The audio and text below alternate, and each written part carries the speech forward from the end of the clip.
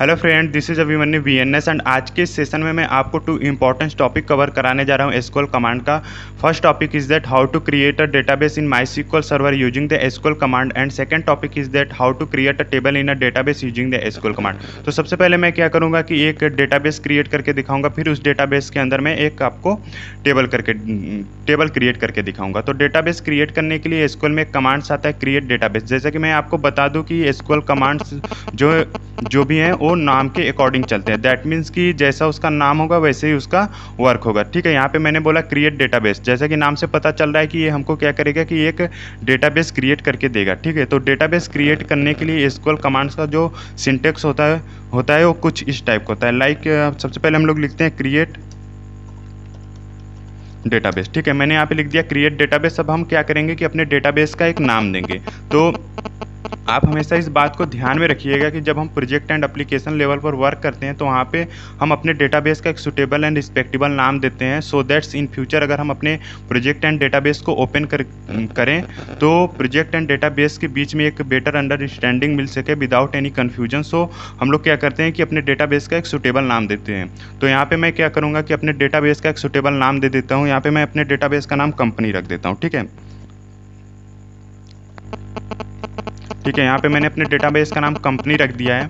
ठीक है, database create करने का जो कमांड्स होता है यहाँ पे मैंने उसको लिख दिया है। अब मैं इसको जैसे कंट्रोल+S करके सिलेक्ट करके एग्जीक्यूट करूँगा, जो कंपनी नाम का डेटाबेस है वो बनकर रेडी हो जाएगा। ठीक है, बट यहाँ पे मैं एक आपको और चीज़ बताना चाहूँगा कि मतलब यहाँ पे मैंने देखिए यहाँ पे लिखा है 1 2 3। यहाँ पे आप देख सकते हैं कि एक रेड कलर का लाइन आ गया अंडरलाइन, जो कि हमको ये इंडिकेट कर रहा है कि यहाँ पे आपने कुछ रॉन्ग चीज़ें लिखी हैं, जिसके वजह से आप डेटाबेस क्रिएट नहीं कर सकते। जैसे कि अगर मैं कंट्रोल+A से इसको सिलेक्ट करके एग्जीक्यूट करूँ, ठीक है, तो यहाँ पे आप देख सकते हैं माईएसक्यूएल सर्वर ने एक हमको एरर मैसेज शो करा दिया है कि इनकरेक्ट सिंटेक्स नियर द 1 2 3। इसका मतलब कि आप जब भी कोई कमांड से या ऑपरेशंस परफॉर्म करें एसक्यूएल कमांड के थ्रू, तो आप हमेशा इस बात को ध्यान में रखिएगा कि आप जो कुछ भी लिखें उसको सही लिखें। नहीं तो आप जो भी करना चाहते हैं एसक्यूएल कमांड के थ्रू, जैसे डेटाबेस क्रिएट करना चाहते हैं या टेबल क्रिएट करना चाहते हैं या डेटा को इंसर्ट अपडेट एंड डिलीट कराना चाहते हैं, वो आपका नहीं हो पाएगा और माईएसक्यूएल सर्वर की तरफ से एक एरर मैसेज शो होगा। ठीक है, तो हम क्या करते हैं कि इस 1 2 3 को हटा देते हैं और फिर से कंट्रोल+A करके इसको सिलेक्ट करके एग्जीक्यूट करते हैं। ठीक है, यहाँ पे मैंने एग्जीक्यूट किया तो यहाँ पे माईएसक्यूएल सर्वर की तरफ से फिर से एक मैसेज आया है कि commands completed successfully. That means कि जो हम डेटाबेस क्रिएट करना चाहते थे कंपनी नाम का, वो सक्सेसफुली क्रिएट हो चुका है। तो मैंने यहाँ पे डेटाबेस क्रिएट कर लिया है। अब हम क्या करेंगे कि इस डेटाबेस के अंदर एक टेबल क्रिएट करेंगे। तो टेबल क्रिएट करने के लिए सबसे पहले हम डेटाबेस को सिलेक्ट करते हैं। ठीक है, जो मैंने डेटाबेस अभी बनाया कंपनी, इसको यहाँ पे जो ड्रॉप डाउन लिस्ट है यहाँ से हम इसको सिलेक्ट कर लेंगे। ठीक है, तो यहाँ पे मैं क्या कर लेता हूँ, कंपनी नाम के डेटाबेस को सिलेक्ट कर लेता हूँ। तो आप हमेशा इस बात को ध्यान रखिएगा कि ये जो ड्रॉप डाउन लिस्ट है यहाँ पे बाय डिफ़ॉल्ट कोई और डेटाबेस सिलेक्टेड हो सकता है, तो आप ये श्योर कर लीजिएगा कि आपको किस डेटाबेस के अंदर टेबल क्रिएट करना है। तो यहाँ पे हमको कंपनी नाम के डेटाबेस के अंदर टेबल क्रिएट करना है, तो इसको मैंने सिलेक्ट कर लिया है। अब जो भी टेबल मैं बनाऊँगा वो कंपनी नाम के डेटाबेस में जाएगा। ठीक है, अगर बाय डिफ़ॉल्ट कोई और डेटाबेस सिलेक्ट रहता है, अगर मैं यहाँ पे क्वेरी के थ्रू अगर टेबल क्रिएट करना चाहता हूँ, तो जो भी टेबल बनेगा उस बाय डिफ़ॉल्ट डेटाबेस के अंदर जाके बनेगा, ना कि इस कंपनी नाम के डेटाबेस में। तो कंपनी नाम के डेटाबेस में हमको टेबल क्रिएट करना है, तो हम कंपनी को सिलेक्ट कर लेते हैं। अब क्या करते हैं कि कंपनी के अंदर एक टेबल बनाऊंगा। टेबल बनाने के लिए एसक्यूएल में कमांड आता है क्रिएट टेबल। ठीक है, नाम के अकॉर्डिंग ये सब चल रहा है क्रिएट टेबल। दैट मीन्स ये क्या करेगा, हमको कोई ना कोई टेबल क्रिएट करके देगा। तो कंपनी में कई सारे फैकल्टीज होते हैं, लाइक कि एम्प्लॉय होते हैं, स्टाफ्स होते हैं एंड इंजीनियर्स होते हैं। तो हमें क्या करना, हम क्या चाहते हैं कि जितने भी एम्प्लॉयज़ हैं उनसे रिलेटेड सारे के सारे डेटा, लाइक कि एम्प्लॉय से रिलेटेड कौन कौन से डेटा हो सकते हैं, उसका आईडी हो सकता है, उसका first name, last name, city, mobile number होता है। ठीक है, अगर हम चाहते हैं कि वो एक पर्टिकुलर टेबल में स्टोर करके रख सकूं, तो हम क्या करेंगे कि एक एम्प्लॉय नाम का टेबल क्रिएट करेंगे। ठीक है, यहाँ पे मैंने लिखा है क्रिएट टेबल एंड टेबल का नाम दे देता हूँ एम्प्लॉय।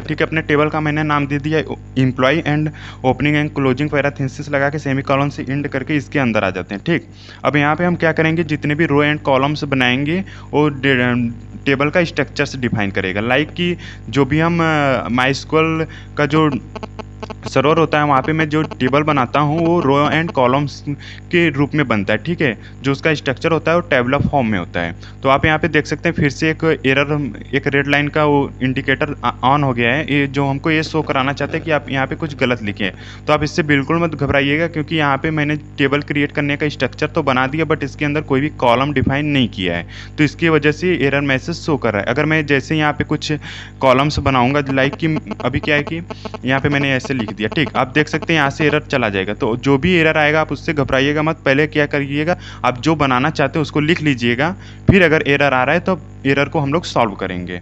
तो मैं इसको हटा देता हूँ। सबसे पहले मैं क्या करूँगा, एम्प्लॉय नाम के टेबल में मैं एम्प्लॉय आईडी स्टोर करूँगा। जितने भी एम्प्लॉइज़ होते हैं उनका एक यूनिक आईडी होता है जिससे उनको आइडेंटिफाई किया जाता है, ठीक है। तो मैं यहाँ पे EMP ID नाम का एक कॉलम बना दिया। EMP का मतलब आप समझिएगा एम्प्लॉय आईडी, ठीक है। EMP ID में इसका जो डेटा टाइप होगा वो INT टाइप का होगा, जो मतलब कि जो हम एम्प्लॉय का आईडी होगा वो न्यूमेरिक फॉर्म में स्टोर करके रखेंगे, जैसे 1 2 3, ना कि कैरेक्टर या स्ट्रिंग टाइप का, ठीक है।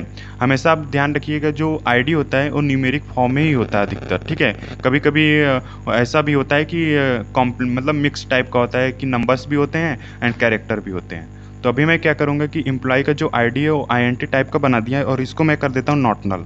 नॉट नल का मैं मतलब आपको समझाता हूँ। नॉट नल अगर मैं कोई भी कॉलम्स है जैसे एम्प्लॉय आईडी है या फर्स्ट नेम, अगर उसको मैं नॉट नल कर देता हूँ, दैट मीन्स कि आप जब भी डाटा एंट्री करेंगे किसी एम्प्लॉय से रिलेटेड, तो आप उस जहाँ पे नॉट नल लिखा हुआ है आप उसको ब्लैंक्स नहीं छोड़ सकते, ठीक है। अगर आप उसको ब्लैंक्स छोड़ेंगे तो आपको एक एरर मैसेज शो करेगा, ठीक है। तो यहाँ पे एम्प्लॉय आईडी जो है उसको आपको फिल करना कंपलसरी है, क्योंकि जितने भी एम्प्लॉयज़ होते हैं विदाउट आईडी कंपनी में नहीं रह सकते। हर एक एम्प्लॉय को एक यूनिक आईडी मिलता है, ठीक। यहाँ पे मैंने सबसे पहले क्या किया है कि एक कॉलम बनाया है एम्प्लॉय आईडी, जो कि एम्प्लॉय का आईडी स्टोर करके रखेगा, और जिसका टाइप है जिसका डेटा टाइप है INT, और ये नॉट नल टाइप का है, मतलब कि इसको आप ब्लैंक्स नहीं छोड़ सकते। अब हम सेकंड कॉलम जो बनाएंगे उसका नाम होगा फर्स्ट नेम, ठीक है, EMP, ठीक है। ये क्या करेगा कि जो एम्प्लॉय का नेम होगा, फर्स्ट नेम होगा, वो उसको क्या करेगा, स्टोर करके रखेगा, और इसका जो डाटा टाइप होगा वो वायरकैट टाइप का होगा। वायरकैट के बारे में मैं आपको बता दूं कि जो वायरकैट डेटा टाइप होता है वो नंबर भी स्टोर करके रख सकता है, कैरेक्टर भी स्टोर करके रख सकता है, एंड स्ट्रिंग भी स्टोर करके रख सकता है। सो बट यहाँ पे एक आप बात ध्यान रखिएगा कि जब भी हम वायरकैट से डेटा टाइप डिफाइन करते हैं तो उसको एक लेंथ प्रोवाइड करना होता है। तो मैं यहाँ पे इसको 50 दे देता हूँ। दैट मीन्स कि जो एम्प्लॉय का फर्स्ट नेम होगा, किसी न किसी मतलब हर एक एम्प्लॉय का जो नेम होता है वो स्पेसिफिक लेटर कंटेंट करके रखता है। जैसे कि किसी का नाम 5 लेटर का हो सकता है, किसी का नाम 10 लेटर का हो सकता है, किसी का नाम 20 लेटर का हो सकता है। तो यहाँ पे मैंने उसको एक लेंथ प्रोवाइड कर दिया है कि भैया जब यहाँ पे वायरकैट 50 मैंने किया है, दैट मीन्स कि 50 लेटर तक का नाम आप इस कॉलम में स्टोर करके रख सकते हैं। तो इसको मैं कर देता हूँ नॉट नल, कि इसको भी आप ब्लैंक्स नहीं छोड़ सकते, आपको एम्प्लॉय का ID and first name store करना कंपलसरी होगा, ठीक है। और इसको मैं कर देता हूँ कॉलम से एंड। अब मैं क्या करूँगा कि एम्प्लॉय का लास्ट नेम स्टोर करूँगा, तो उसके लिए एक कॉलम बनाऊँगा EMP लास्ट नेम, ठीक है। इसको भी मैं कर देता हूँ वायरकैट टाइप का, ठीक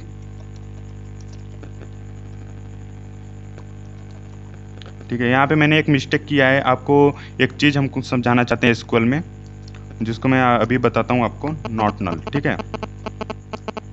तो यहाँ पे देखिएगा कि मैंने यहाँ पे जो वायरकैट डेटा टाइप है इसका जो पहला लेटर है वो स्मॉल में, ठीक है, और लास्ट नेम का जो वायरकैट डेटा टाइप है इसका जो फर्स्ट लेटर है वो कैपिटल है। दैट दो के दोनों ही सेम है। अगर मैं इसको सेलेक्ट करके एग्जीक्यूट करूँगा तो ये विदाउट एनी एरर का एग्जीक्यूट हो जाएगा, बिकॉज जो SQL लैंग्वेज है वो केस सेंसिटिव नहीं है बाकी लैंग्वेज की तरह। जैसे कि जावा होता है, C++, C# होता है, ये क्या होता है, केस सेंसिटिव होते हैं। अगर मैं वहाँ पे अगर मैं जावा में वायरकैट एंड ऐसा कोई भी टर्म डिफाइन करता लाइक डेटाबेस या टेबल कैपिटल एंड स्मॉल में लिखता, वो दो के दोनों को अलग समझ लेता। अगर मैं कैपिटल में टेबल लिखता या तो स्मॉल में अगर फिर टेबल लिखता तो वो दोनों को अलग समझता, ठीक है।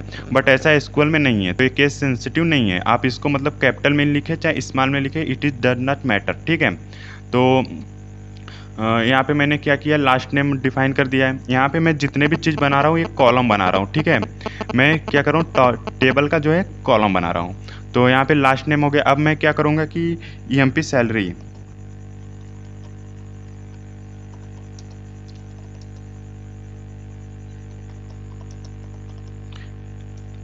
इसको भी मतलब ईएमपी सैलरी जो है उसको मैं इंटीजर कर दिया हूँ, सो दैट्स कि जितने जो एम्प्लॉय का सैलरी है उसको, सैलरी हमेशा न्यूमेरिक फॉर्म में ही मतलब होता है अधिकतर, जैसे कि किसी का सैलरी 10,000 हो सकता है, किसी का सैलरी 20,000 हो सकता है। तो अगर हम नंबर स्टोर करना चाहते हैं तो वहाँ पे हम INT डेटा टाइप डिफाइन करते हैं और इसको भी हम कर देते हैं नॉट नल। ठीक है, अब हम क्या करेंगे कि एम्प्लॉय का जो है सिटी, हम चाहते हैं कि जितने भी एम्प्लॉय है उनका मतलब सिटी भी स्टोर करके रख सके, ताकि पता चले कि कौन सा एम्प्लॉय किस सिटी से बिलोंग करता है। ठीक है, और इसका टाइप, इसका डेटा टाइप हम रख देते हैं varchar। ठीक है, और इसको भी हम लेंथ प्रोवाइड कर देते हैं। आप लेंथ चाहे जितना प्रोवाइड कर सकते हैं, बट यहाँ पे मैं क्या करता हूँ, इसको 40 प्रोवाइड कर देता हूँ लेंथ, और इसको भी कर देता हूँ नॉट नल। ओके, अब हम क्या करेंगे, एम्प्लॉय का एज स्टोर करके रखेंगे। ठीक है, एक एज ना एम्प्लॉय का एज नाम का कॉलम बना देता हूँ।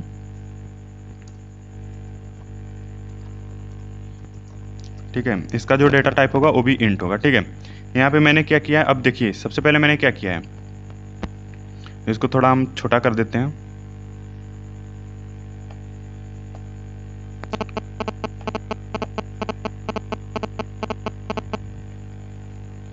ठीक, यहाँ पे सबसे पहले मैंने क्या किया कि एक कंपनी नाम का डेटाबेस क्रिएट किया। फिर कंपनी में जितने भी एम्प्लॉयज़ होते हैं हम चाहते हैं कि उसका सारा का सारा डेटा एक टेबल में स्टोर करके हम रख सकें। तो उसके लिए मैंने क्या किया है कि एक टेबल क्रिएट किया है, टेबल क्रिएट कर दिया उस डेटाबेस के अंदर। तो क्रिएट टेबल, एंड फिर मैंने क्या किया है कि एम्प्लॉयज़ से रिलेटेड जितने भी कॉलम्स होते हैं उसको मैंने यहाँ पर क्रिएट करके रख लिया। जैसे कि एम्प्लॉय का ID स्टोर करने के लिए कॉलम बनाया, फिर उसका फर्स्ट नेम स्टोर करने के लिए, लास्ट नेम स्टोर करने के लिए अलग अलग हमने कॉलम बना के रख लिया। ठीक है, आप ऐसा नहीं कि आप चाहे जितना कॉलम्स बना सकते हैं, उसके मतलब आप चाहे तो यहाँ पे उसके कंट्री के लिए भी कॉलम बना सकते हैं कि नहीं भैया जो एम्प्लॉय होते हैं किस कंट्री से बिलोंग करते हैं। आपको जैसा मतलब आपको आपके प्रोजेक्ट के लिए जितने कॉलम्स की ज़रूरत पड़े आप वैसा मतलब क्रिएट कर सकते हैं।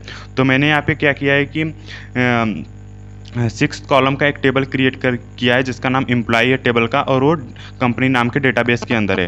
तो अब अभी क्या है कि मेरा टेबल अभी क्रिएट नहीं हुआ है। अब हम इसको क्या करेंगे, सेलेक्ट करके जब एग्जीक्यूट करेंगे, अगर यहाँ पे कोई एरर नहीं होगा तब क्या है कि मेरा जो टेबल है वो कंपनी नाम के डेटाबेस में क्रिएट हो जाएगा।